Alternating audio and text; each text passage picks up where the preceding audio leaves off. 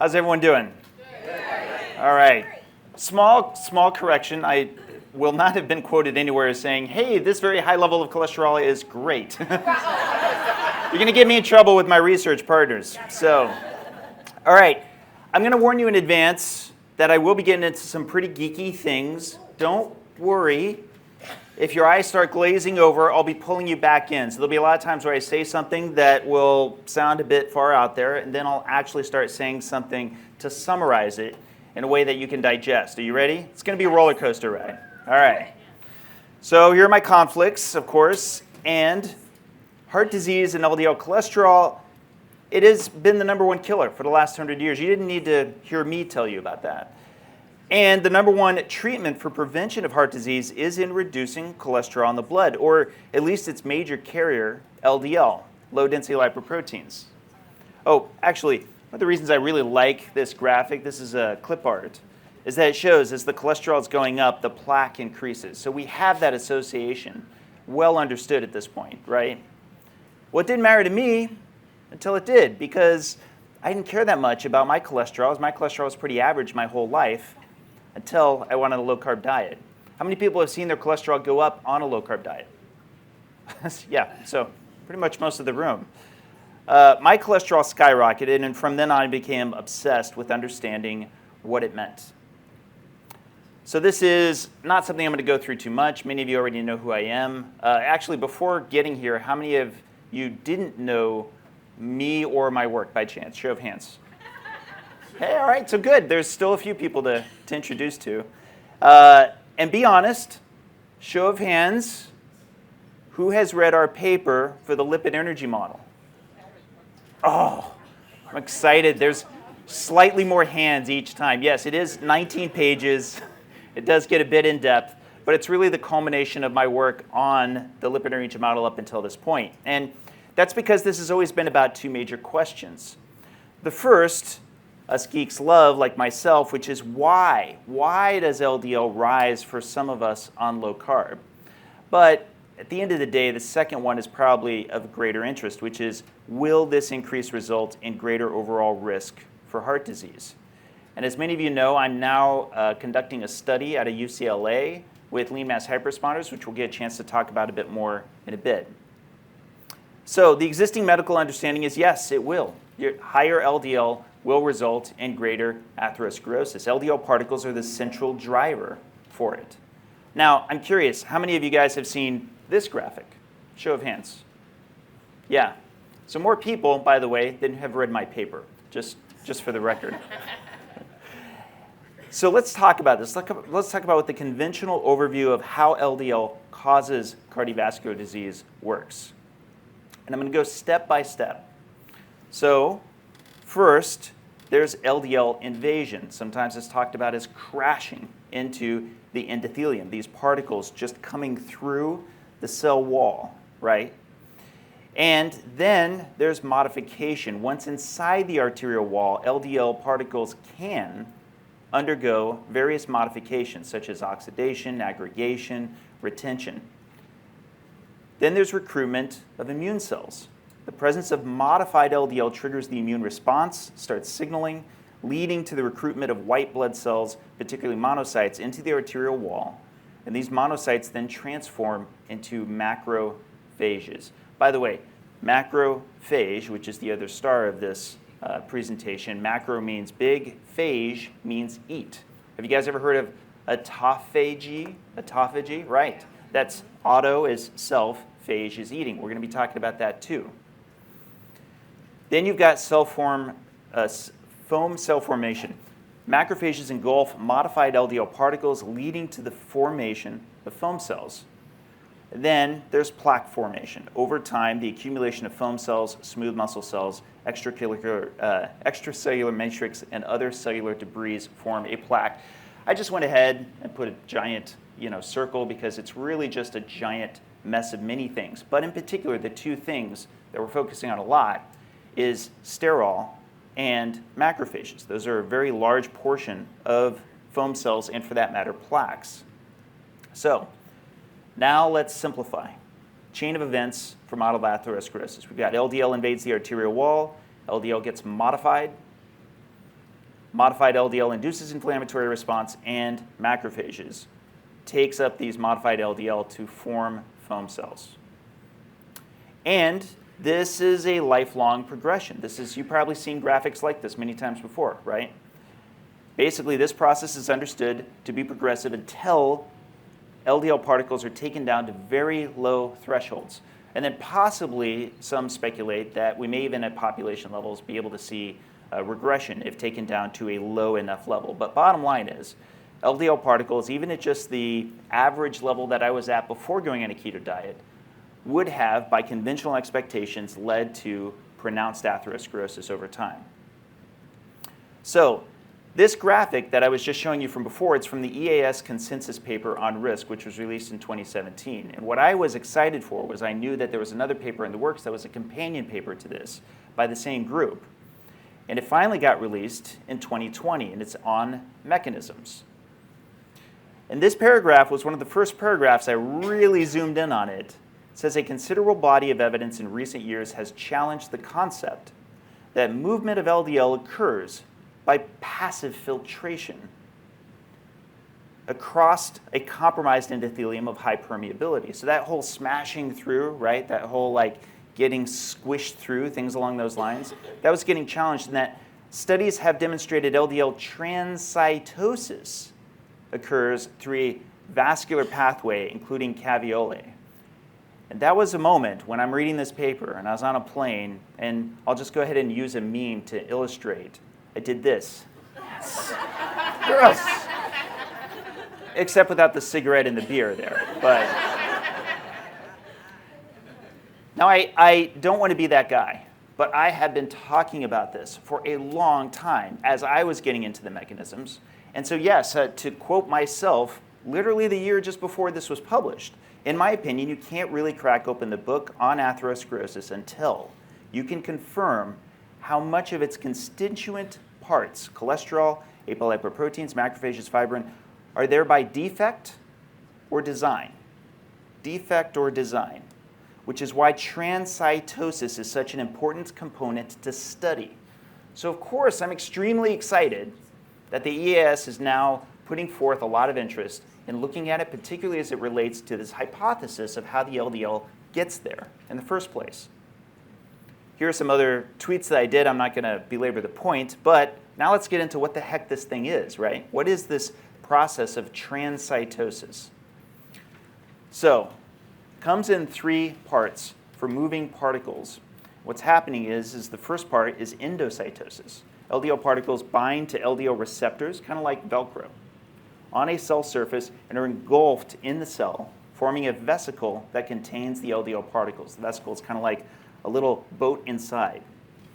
And then you've got vesicle transport. The LDL-containing vesicle detaches from the LDL particle, from the receptors, moves through the cell cytoplasm towards the opposite side of the cell. And lastly, there's exocytosis, which is basically the opposite of endocytosis. Upon reaching the other side, the vesicle fuses with the cell membrane and releases the LDL particle outside the cell. Importantly, this is a very deliberate and complex active process. That means cells are expending ATP to make this happening. They're transcribing proteins. They have carrier proteins that are chaperoning it to the other side. This is far, far away from anything that would sound to me like it's crashing through. And frankly, not to go off script, it never quite made sense to me. Once you understood the mass of an LDL particle and the bilayer of a cell and the glycocalyx that's on top and the fourth phase water, and then you had to imagine it crashing through all the cytosol, through all the cytoskeleton, and then through the bilayer on the other side. Physics never made sense to me. So I'm glad that we're now looking at it in this concept, because that's what I've always thought, is that there's some participation in play with the immune response. So let's talk about inflammation and how it can increase transcytosis of LDL particles. Let me repeat that for emphasis. Inflammation can increase transcytosis of LDL particles. So I've been looking at these papers for a long time, and I'm just going to blast through a couple of them. C-reactive protein. It increases transcytosis. Also, serum amyloid A and interleukin-1 beta also facilitates more LDL transcytosis. These are just a few. The key thing is is when we return back to this chain model of atherosclerosis, we have a little bit of a problem. We have a problem in that this third step is modified LDL induces an inflammatory response. Well, I just got done telling you that inflammation can induce greater transcytosis. So we've got an infinite feedback loop, which, granted, is a lot of how this is described to us, right? Is that there's just this loop that keeps going on and on. As an engineer, I'm really not a fan of positive feedback loops. They're usually how many of you guys are parents? Okay, and how many times do you have a child that comes to you and they're like, Billy started it. He was innocent, right? Billy started it, and he was just part of the causal chain. But you know it's not that simple. You know that there's more that's involved. It's the same way with biology, except that much more so. Okay, well, now we can change this aspect of it. We know it's not LDL invades the arterial wall. It's there by invitation. A better way of putting this is unmodified LDL is placed in the arterial wall through transcytosis. This causal chain, like I said, is something that I already get a bit skeptical of whenever I hear it in this way. And an epidemiologist told me a great way to think of causal chains. They use and then. So A causes B and then. B causes C and then. C causes D. But what if it's hard to figure out which comes first? When that happens, you should be looking for a common cause. X causes A. X causes B. X causes C. And this language is a but also. X causes A, but also. X causes B, but also X causes C. And there can be multiple common causes. That's also going to be important to keep in mind. So, what if there's a common cause model of atherosclerosis? What if inflammation induces multiple mechanisms of transport to the arterial wall? So, you have increased transport of unmodified LDL into the arterial wall through transcytosis. You also have an increased transport of monocytes into the arterial wall, which become macrophages. And you have additional components of the inflammatory response, which I'm not going to cover here. We mainly want to focus on those first two, right? But why? Why would the body intentionally increase LDL into a site of inflammation by design? Why would it do that? Well, there's actually an entire category of possible reasons. Lipoproteins and the immunity themselves. This paper is actually 13 years old, and it was one of the first that I saw after I was researching LDL for the first time. Plasma lipoproteins are important components of the immune system. And this is from its abstract. Lipid energy model covers that first sentence. Plasma lipoproteins, VLDL, LDL, etc., they function primarily in lipid transport among tissues and organs. However, cumulative evidence suggests that lipoproteins may also prevent bacterial, viral, and parasitic infections and are therefore a component of innate immunity.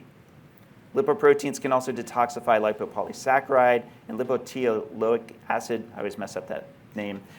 Infections can induce oxidation of LDL. OX-LDL in turn can play important anti-infective roles and protects against endotoxin-induced tissue damage. There's also evidence that ApoA is protective against pathogens.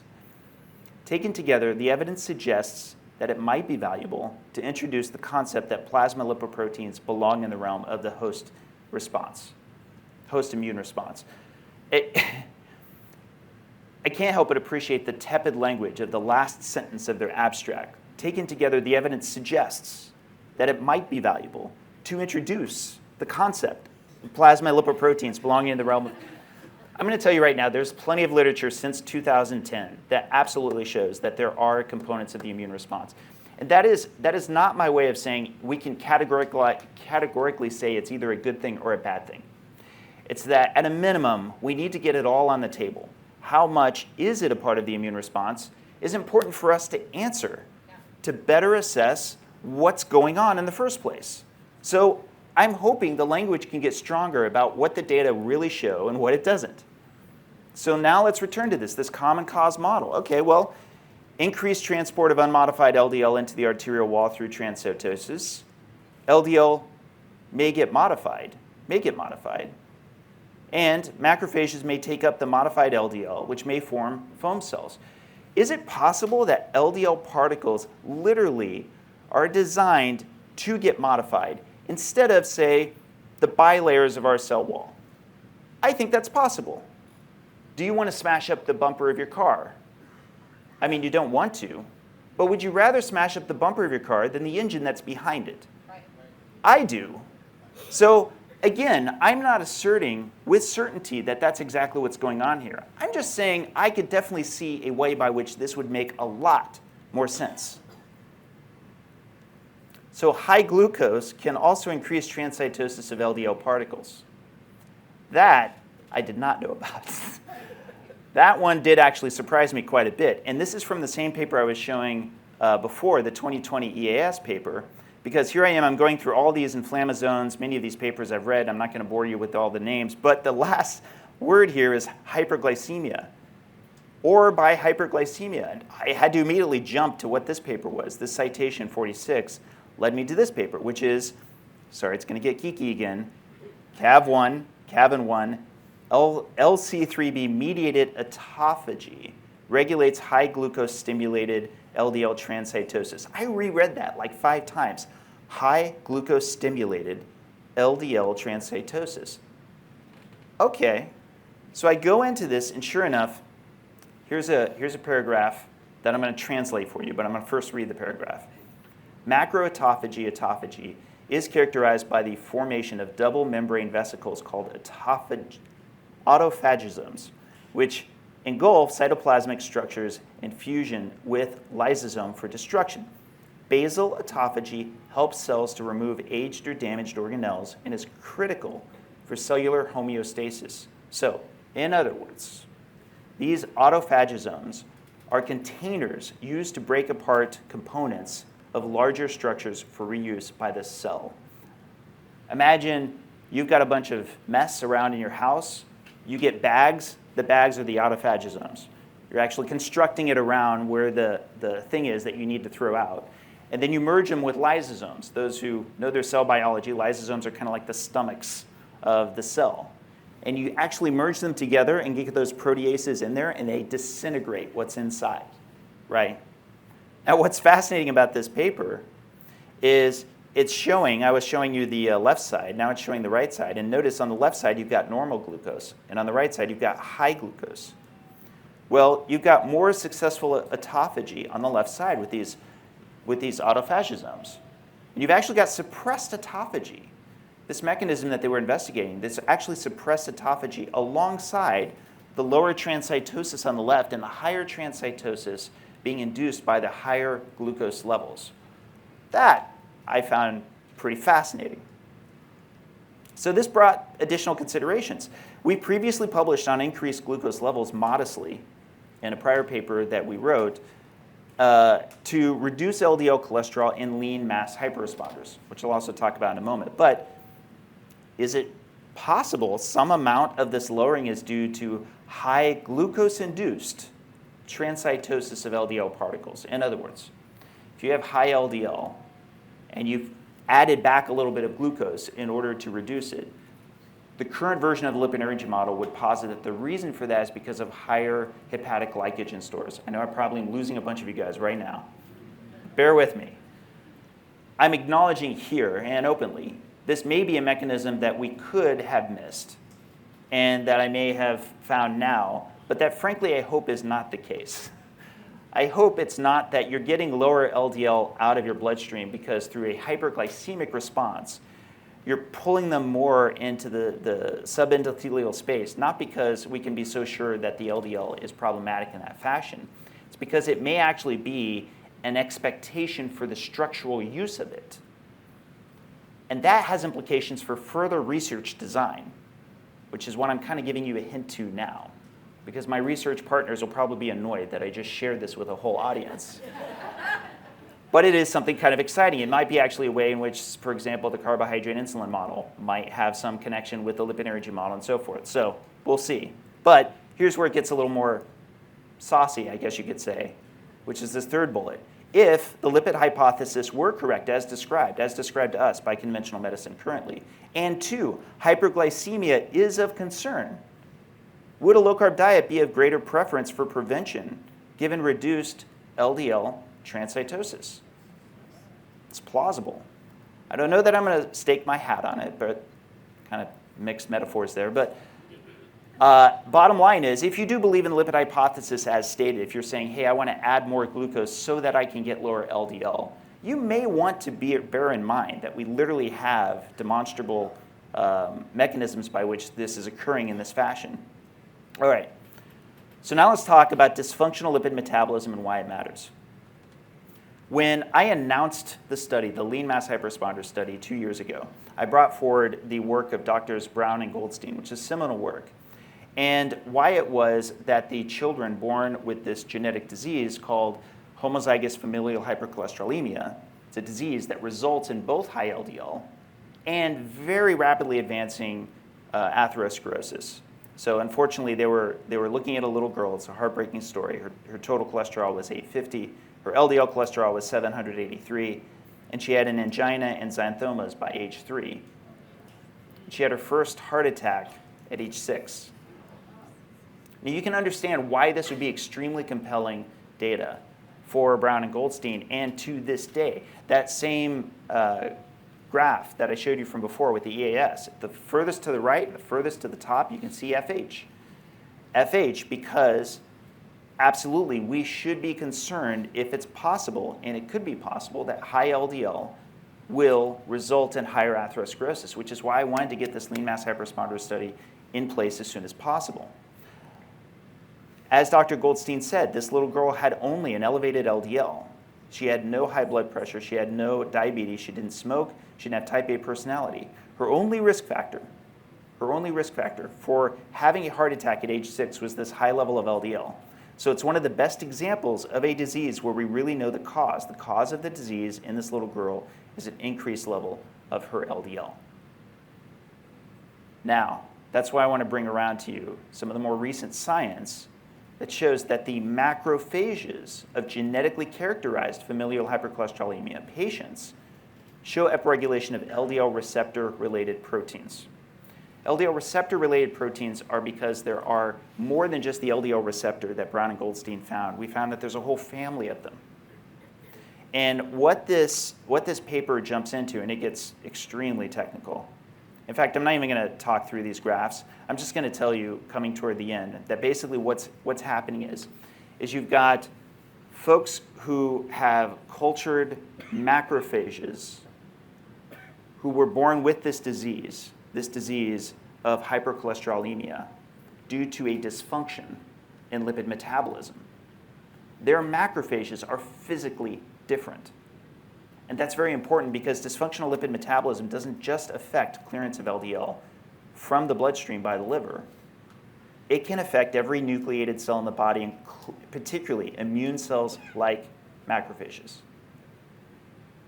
This is especially relevant when it comes to the cells that line our vessel walls, because endothelial cells, those same cells they're moving through, are always in a dynamic process of being damaged and resisting damage, being repaired.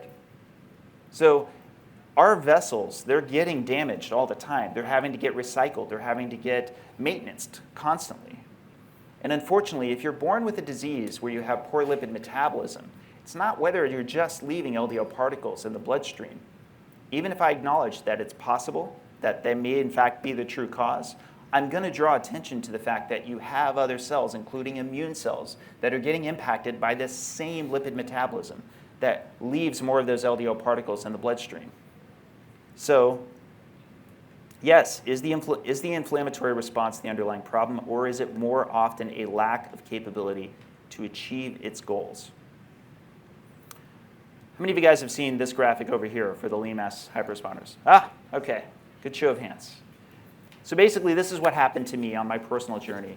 In 2017, I wrote this article very early on, long before publishing the lipid energy model, and I noticed there were a number of people who had this triad, not just high LDL, but high HDL cholesterol and low triglycerides.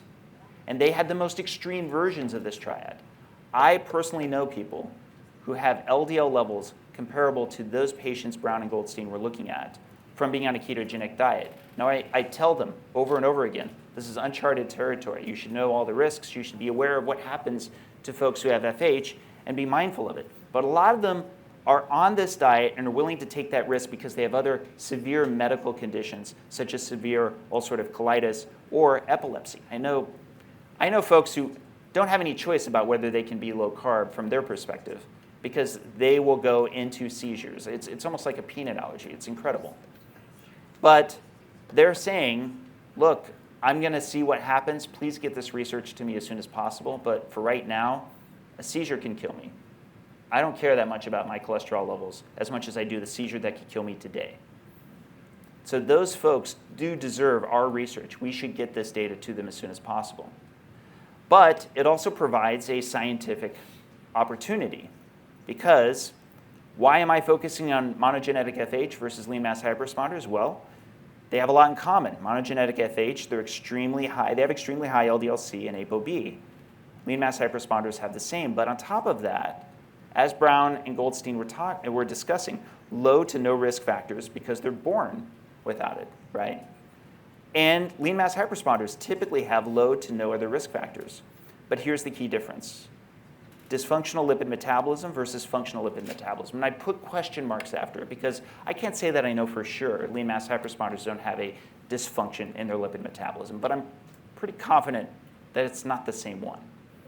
And that's why our study, the one out of Lundquist, it is requiring that we test genetics to be sure that there isn't monogenic FH in any of the patients that we're doing this experiment with. So, in summary, various inflammatory cytokines induce transcytosis of LDL particles through endothelial cells. It's a technical way of saying it's by design. LDL particles are getting pulled into the arterial space by design when utilizing transcytosis. And inflammation is an activator that gets greater amounts of them moving through. Hyperglycemia, that is high glucose in the blood, can likewise induce LDL transcytosis along with potentially inhibiting autophagy. Dysfunctional lipid metabolism of the immune response may play a significant role in atherogenesis of those with FH. I think it's possible that we should consider putting on the table that it's not just LDL particles in the bloodstream that's relevant for those who unfortunately were born with monogenic FH. And last, our lean mass hyperresponder study, which is currently underway, may help to provide key insights on these distinctions.